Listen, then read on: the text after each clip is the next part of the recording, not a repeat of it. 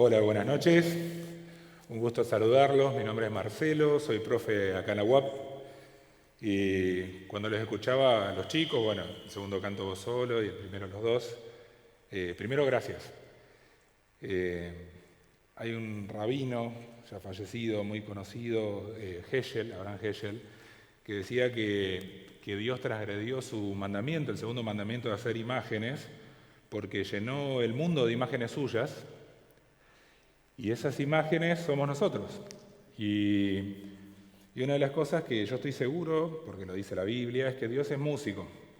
Y esta capacidad de generar algo tan lindo viene de Él.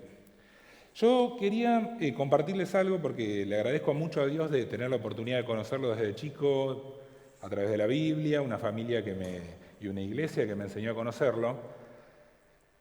Y reconocer que al mismo tiempo aprendí mucho acerca de Dios a partir de gente que no lo conocía, de gente pagana, de gente que adoraba el sol. Y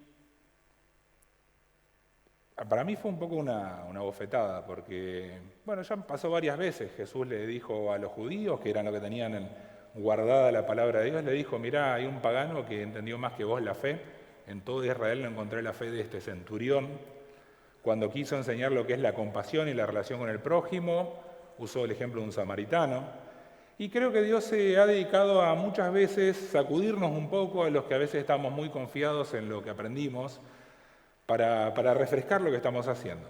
Yo ahora quería invitarlos a que pensemos un poquito qué podemos aprender, no de los adoradores del sol en sentido de aprender su concepción, sino a partir de la experiencia de ellos volver a la Biblia y encontrar un montón de cosas que ya estaban, pero por lo menos que en mi caso fueron necesarias para refrescar. Les cuento un poquito algunas cosas. A mí me gusta observar las culturas, estudiarlas, y en casi todas las culturas antiguas, sobre todo agrícolas, el sol era lo más importante, o casi lo más importante. ¿Por qué? Porque empezaron a relacionar que todo lo que pasaba con ellos tenía que ver con el sol. Estaban comiendo algo y el alimento de alguna forma estaba vinculado con que el sol exista. Tenían la vida misma, o sea, todo lo que les pasaba tenía que ver con el sol. Es más, en general dentro de los panteones de deidades el sol era como bastante fuerte. Y es interesante porque en la Biblia hay un montón de elementos que trataban de mostrarle al pueblo de Israel que ellos creían en un Dios que era más grande que el sol. Al contrario, incluso la puerta del templo estaba de espalda al sol. Josías tuvo que destruir altares que hablaban de la adoración al sol, porque era una práctica que se les había pegado en Egipto y en los pueblos cananeos con los que se rodeaban. Pero de alguna forma siempre estaba, incluso hasta, yo no llego a ese nivel de lectura, tendríamos que preguntarle al profe Boscam o a alguien más que sepa de idiomas bíblicos, pero cuando vas al relato de la creación, medio que al sol lo minimiza un poco, en lugar de decir, usar el nombre que se usaba para esa deidad, es como este pibe acá, la lumbrera menor y la lumbrera mayor, o sea, como que en la Biblia está muy claro que Dios está por encima del sol. A pesar de todas esas diferencias, hay algunas cosas que aprendí y que me parece que especialmente tienen sentido para nosotros en tiempos de inestabilidad, en tiempos de incertidumbre. Para mí es muy raro en este momento estar compartiendo una reflexión e imaginarlos a ustedes, no estoy acostumbrado a esto, tenemos un templo vacío, y hay muchas cosas que cambiaron en nuestras vidas en estos últimos tiempos. Pero tal vez estábamos demasiado acostumbrados a la estabilidad en alguna cosa, y había pueblos de estos que te tocaba un mal año, te tocaba una peste, te tocaba una guerra, te tocaba un montón de cosas, y trataban de buscar algo que siempre esté ahí, que les dé estabilidad. Es más, a tal punto hacían los rituales que en algunos solsticios, sobre todo, de invierno, de verano, por ejemplo, en el solsticio de invierno acá en los Incas, que si ustedes alguna vez tienen la oportunidad de recorrer Cusco y Machu Picchu, Cusco quedó poco porque lo destruyeron la mayoría los colonizadores, pero Machu Picchu no lo habían encontrado.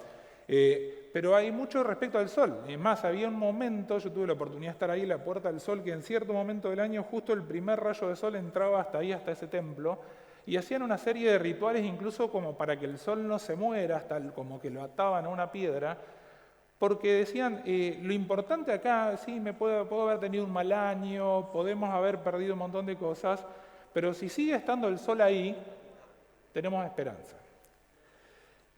Y entonces esa es la primera cuestión que a mí me pareció que valía la pena aprender de esta gente, y que la encuentro después en la Biblia, muy importante.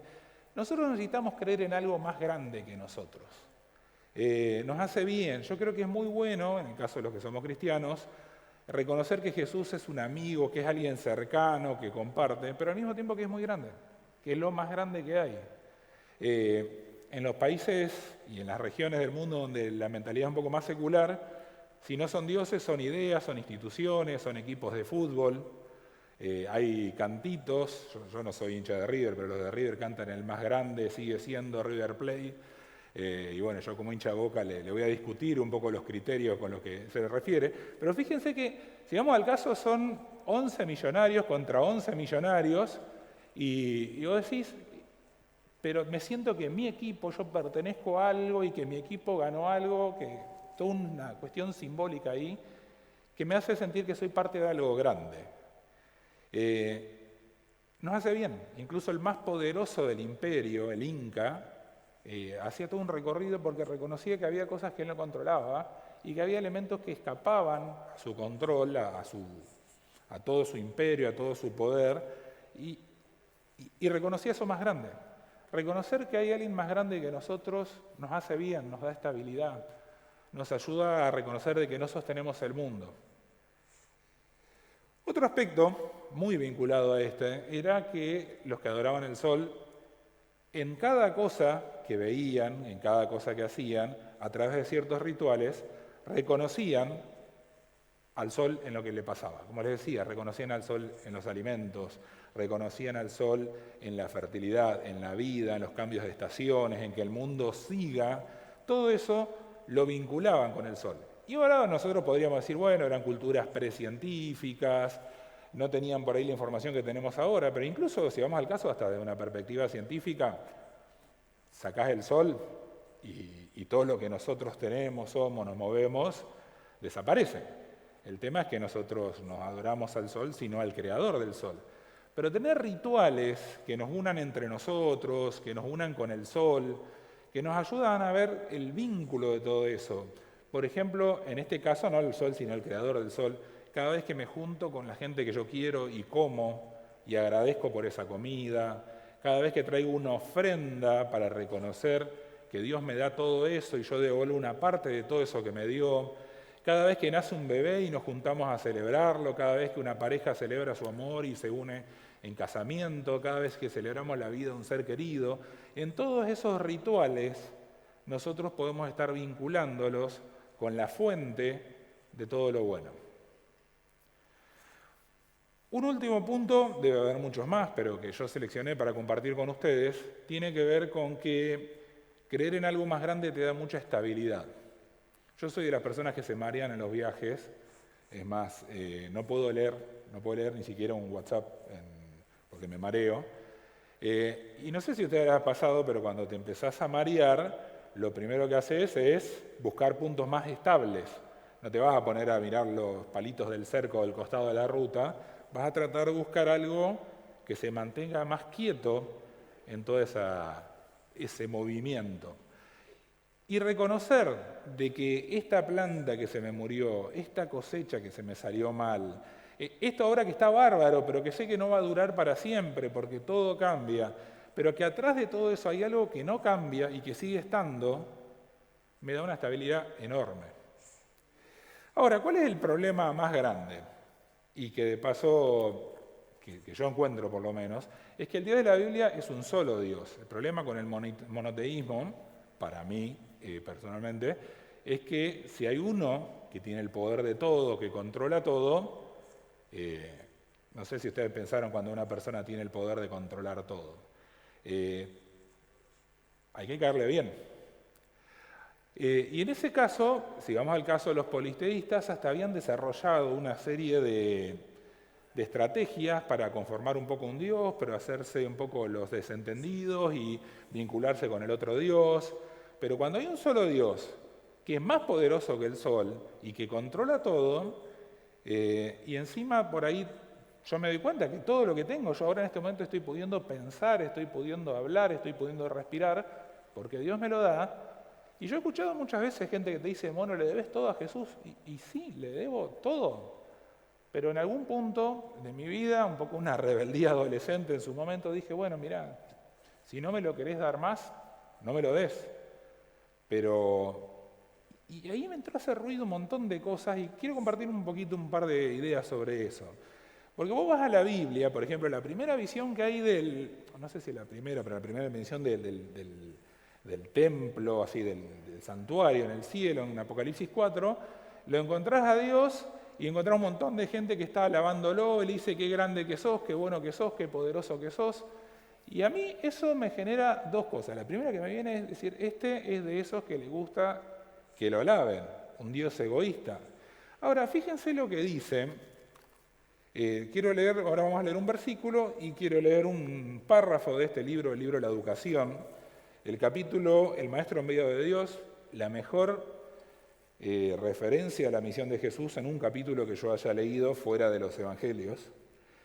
Y dicen, fíjense, está describiendo la creencia, el mundo en el que vinieron ellos, y la versión pagana que se había armado de Jesús, dice, el corazón que amaba el pecado vestía con sus atributos a Dios, y este concepto fortalecía el poder del pecado. O sea, un Dios hecho imágenes de los hombres. Un Dios parecido, ustedes van a ver que todos los dioses, se ponen a leer un poco de mitología, éramos como nosotros, pero más inteligentes, más poderosos, pero egoístas, ambiciosos, celosos, que se peleaban, que esperaban un montón de rituales y de agradecimientos porque tenían el control y les gustaba tener sometidos a los humanos. Y dice, eso habían llegado a la gente a pensar de Jesús. Y de paso, ahora sigo leyendo, pero dice muy claro, la misión de Jesús fue mostrar que Dios no era así. Dice, continúa un poquito la frase. Resueltos a complacerse a sí mismos, los hombres llegaron a considerar a Dios como semejantes a ellos, es decir, como un ser cuyo blanco era la glorificación del yo, cuyas exigencias respondían a su propio placer, un ser que elevaba o abatía a los hombres según estos contribuyesen a la realización de su propósito egoísta. Dice, un poquito más adelante, después lo pueden leer ustedes, dice, la religión había pasado a ser un sistema de extorsión. Los adoradores trataban de ganar el favor de la deidad por medio de ofrendas y ceremonias y asegurarlo para sus propios fines. Una religión tal que no tenía poder sobre el corazón ni la conciencia, no podía ser sino una serie de formas de las cuales el hombre se cansaba y deseaba librarse. La segunda cosa que yo aprendí de estos adoradores del sol es que muchas veces tengo un concepto bastante pagano de Dios. Y es interesante que acá lo dice Elena de White, Jesús dice, la gente lo estaba entendiendo así y él vino a mostrar que Dios no era así. Es más, los sacrificios en la Biblia son lo único que yo he encontrado de las distintas creencias donde el sacrificio representa que Dios se sacrifica por los hombres. Y si ustedes buscan conmigo Mateo 6, 7, viene otra bofetada para los que conocemos al Dios de la Biblia desde chicos, en este caso a los judíos. ¿Por qué? Porque en general los dioses antiguos no se comunicaban con los seres humanos. Y si se comunicaban cuando ellos querían, no es que vos les hablabas y ellos te prestaban atención. Y acá los discípulos ven que este maestro hablaba con Dios. Entonces dicen, bueno, tiene como línea directa. Y entonces le está por enseñar a orar, Mateo 6, revolucionario que lo llame a Dios Padre. Pero aparte dice, versículo 7, al orar no uséis vanas repeticiones como los gentiles que piensan que por su palabrería serán oídos. Fíjense el concepto pagano, hago una oración linda, Dios me escuchó, me equivoco, le pifio en la oración, no tanto, hago una linda ofrenda, un lindo sacrificio, Dios me bendice, no lo hago. Y entonces a mí me quedó dos grandes hipótesis mentales que de alguna forma influyen en mi experiencia religiosa. O Dios es un Dios como pagano, más poderoso que el sol y que todos los otros dioses, y que la gente no le queda otra que adorarlo porque si no les quita la vida. O Dios es distinto, es un Dios como el que vino a mostrar Jesús, y en ese caso adorarlo a Dios, reconocerlo a Dios, es algo que me hace bien a mí. Yo quisiera invitarte, para hacer un pequeño ejercicio hablando de rituales de reconocimiento, que pienses en una cosa buena que pasó en tu vida. Obviamente no podemos interactuar ahora, así directamente, pero pensá en eso, pensá, puede haber sido algo que tiene que ver con pareja, algo que tiene que ver con familia, algo que tiene que ver con trabajo, algo que tiene que ver con el fruto de algún esfuerzo que vos estuviste haciendo.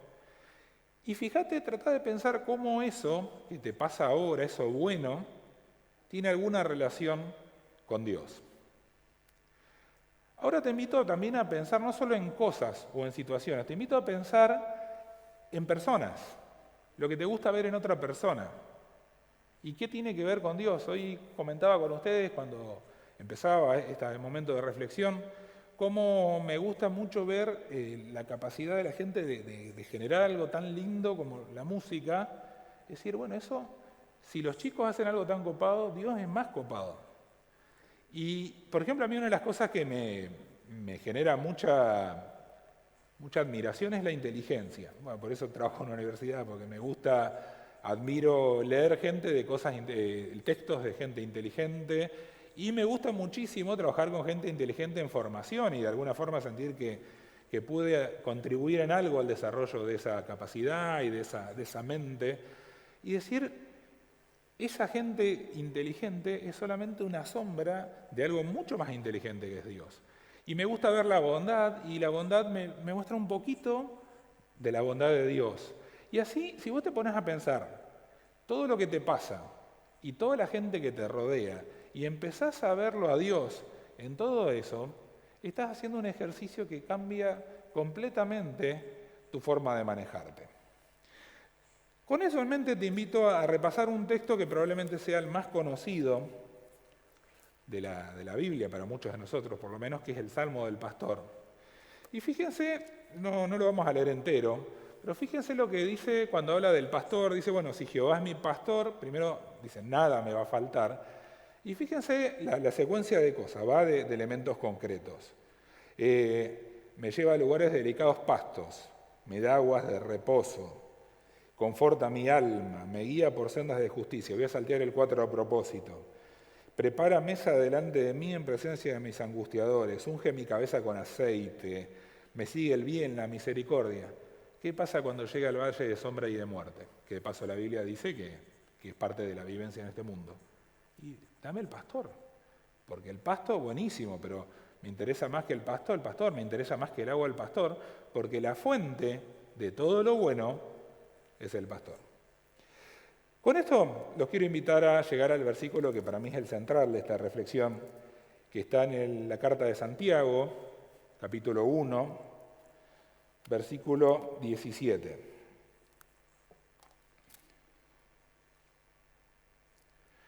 Y dice, toda buena dádiva, todo don perfecto, desciende de lo alto. De paso, dice primero todo, habíamos hablado del Salmo del Pastor que dice nada, hace un contraste de paso. En el mundo académico tratamos de evitar las palabras todo y nada, porque significa que conoces todo, pero bueno, acá estamos hablando de algo de alguien que sí conoce, dice todo, pero todo lo bueno. Jesús vino a mostrarnos que, a través de la parábola del trigo y la cizaña, que lo que no es bueno lo hizo un enemigo, no lo hizo Dios. Pero todo lo bueno que pasa en tu vida, de alguna forma, tiene que ver con vos, con Dios, perdón. Y todo lo que tiene que ver con vos, en tu vida, en tus vivencias, todo lo positivo que pasa con vos, tiene que ver con Él. Ahora, ¿por qué digo esto todo? Acá me sale el profe. Porque a veces, cuando estamos aplicando un concepto, y bueno, estás remando el examen, y te decís, bueno, profe, ¿y esto qué tiene que ver? No, con todo. Bueno, sí, está, con todo, pero a ver, tirame ejemplos concretos. Y entonces, fíjate lo bueno que es tirar ejemplos concretos, porque decís, bueno, todo lo bueno viene de Dios, no, pero hoy, algo que me pasó hoy, que está bueno y que es bueno, viene de Dios. Y la gente copada con la que me crucé hoy y que compartí y que llevamos adelante una situación, viene de Dios. Y cuando empiezo a ver en cada cosa que viene de Dios, llega una idea que no es abstracta como algo vacío, sino que es una generalización. Entonces ahí tiene mucho sentido cuando Jesús dice la vida eterna es que te conozcan a vos. Claro, porque es la fuente de todo. No te concentrás en el bocadito o en el pastelito, sino te concentrás en el pastelero, que no solamente es muy bueno, es muy generoso, es muy abundante, sino que encima lo comparte con vos. Cuando el apóstol tuvo que compartir con una serie de intelectuales de la época, el apóstol Pablo, dice, porque en él vivimos, nos movemos y somos. Y entonces algunos de ustedes que estudia kinesio me decían, no, profe, en realidad vos te movés porque la biomecánica y me vas a empezar a explicar, o decís, no, vivimos, bueno, no, profe, la biología te explica cómo vivimos.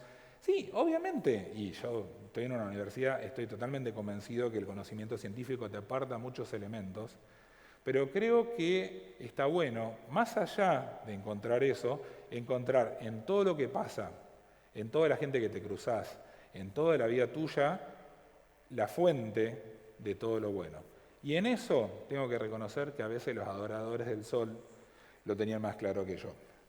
Yo te quiero invitar ahora a hacer esos ejercicios, ya es algo personal tuyo, a que cuando te pongas a orar, porque tenés una comida delante tuya, no solamente agradezcas porque tenés esa comida, sino porque eso que estuvo vivo y que es algo que genera vida, tiene que ver con ese Dios que te rodea.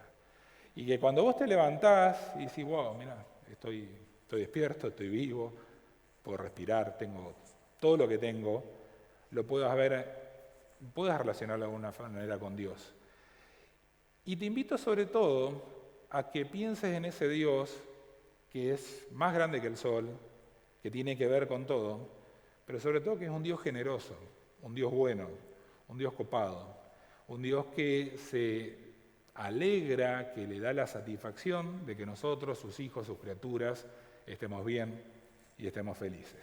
Te invito a que oremos. Señor, muchas gracias por todo, porque nos da la vida, por todo lo bueno que hay en nuestras vidas, por todas las personas que nos hacen bien, con las que nos podemos relacionar. Y gracias, Señor, por seguir enseñando, seguir desafiando nuestras ideas. A mí a veces me cuesta creer en algo demasiado bueno, como un Dios totalmente poderoso y a la vez totalmente generoso como vos. Pero gracias por desafiarme, gracias incluso por usar ejemplos de gente que ni siquiera te conoce para ayudarme a volver a pensar mi relación con vos. Y Señor, te quiero pedir una bendición especial sobre cada uno de los que en este momento están conectados y sobre los que en algún momento van a conectarse de manera sincrónica con esta reflexión y con todo este culto que estamos teniendo. Señor, gracias por estar permanentemente en nuestras vidas, gracias por darnos todo lo que tenemos y lo que somos, y gracias porque a medida que lo podamos reconocer, podemos tenerte más presente, podemos verte como la fuente de la bendición. Y Señor, en estos momentos de mucha incertidumbre, de muchas cosas que vienen y van, te agradecemos porque te tenemos a vos, y porque si te tenemos a vos, tenemos todo. En el nombre de Jesús, amén.